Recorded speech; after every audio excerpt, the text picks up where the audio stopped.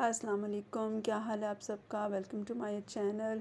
आई hope आप सब ठीक होंगे। आज हमने दोपहर का खाना बनाया है जो मैं आपके साथ शेयर करती हूँ।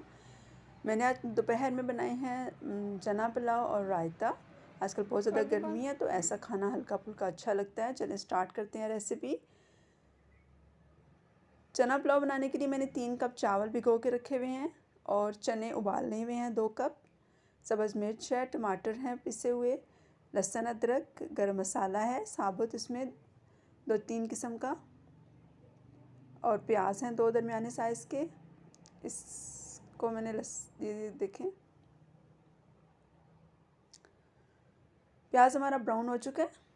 अब हम इसमें बारी बारी मसाले डालेंगे। लहसुन अदरक इसके साथ में डालते हैं, 2 चम्मच है ये।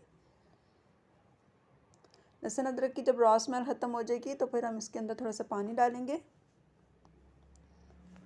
लहसुन अदरक के अंदर थोड़ा सा पानी डाल के पहले सब्ज़ मिर्ची डाली है, उसके साथ ही मैं थोड़ा सा पानी डालूँगी इसके अंदर।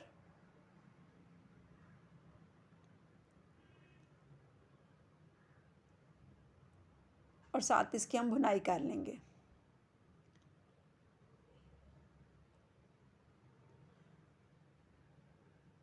इसके साथ ही मैंने इसके अंदर 2 पिसे हुए टमाटर डाल के रख दिए हैं।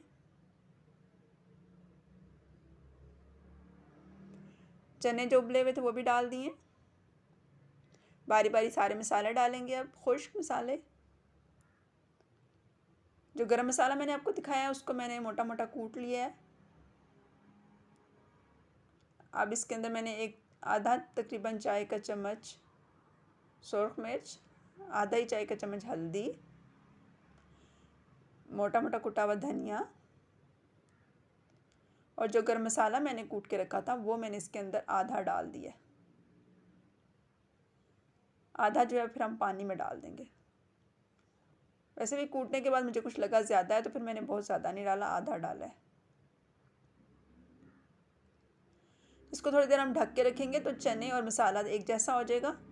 5 से 10 मिनट बाद मैंने इसको खोला है तो देखिए कितनी अच्छी तरह से इसका घी निकल आया है। अब हम इसको थोड़ा सा अच्छा सा भूनेंगे। तकरीबन मैंने इसमें 1.5 कप ऑयल डाला है।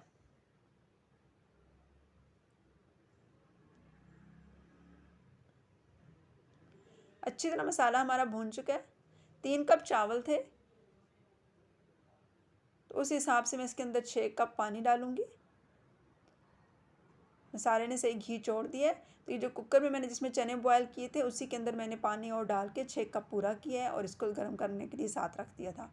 ये अब सारा पानी हम इसके अंदर डाल देंगे और ढक्कन दे के बॉयल आने तक पकाएंगे।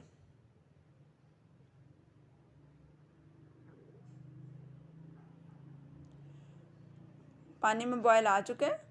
अब जो चावल मैंने छान के रखे हैं वो मैं इसके अंदर डालती हूँ।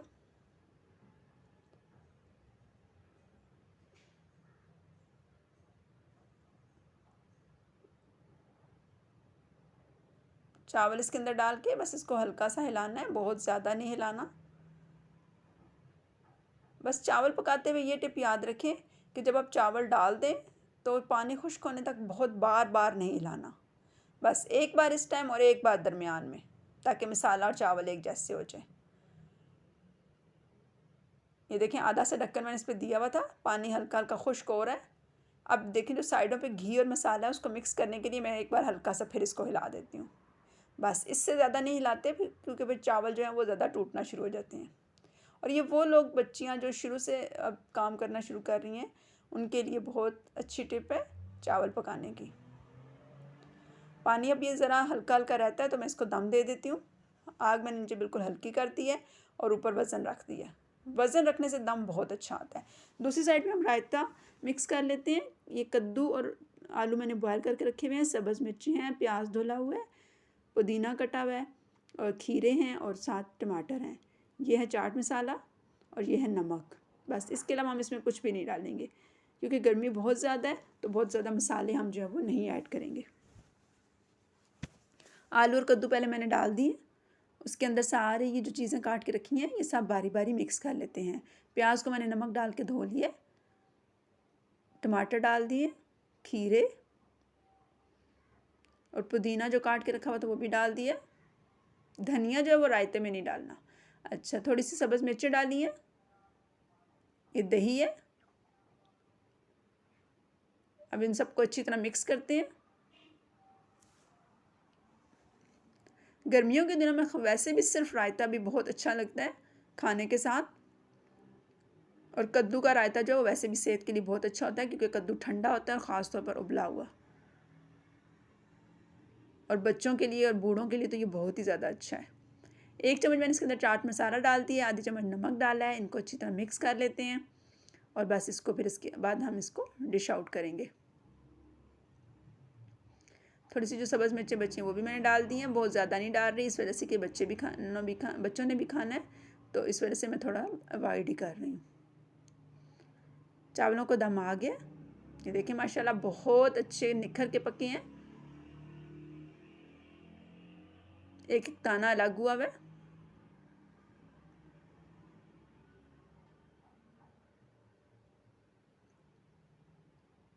कोई मेहमान आए तो तब भी आप दावत में भी बना सकते हैं। बहुत अच्छी सी डिश हमारी तैयार हो गई है। उम्मीद आपको ये पसंद आई होगी। अगर पसंद आए तो लाइक शेयर और सब्सक्राइब कर दीजिएगा, क्योंकि आपकी सपोर्ट ही मुझे सक्सेस दे रही है। और वो लोग जो मेरी वीडियोज़ को पसंद करते हैं उनका बहुत बहुत शुक्रिया। अल्लाह हाफ़िज़।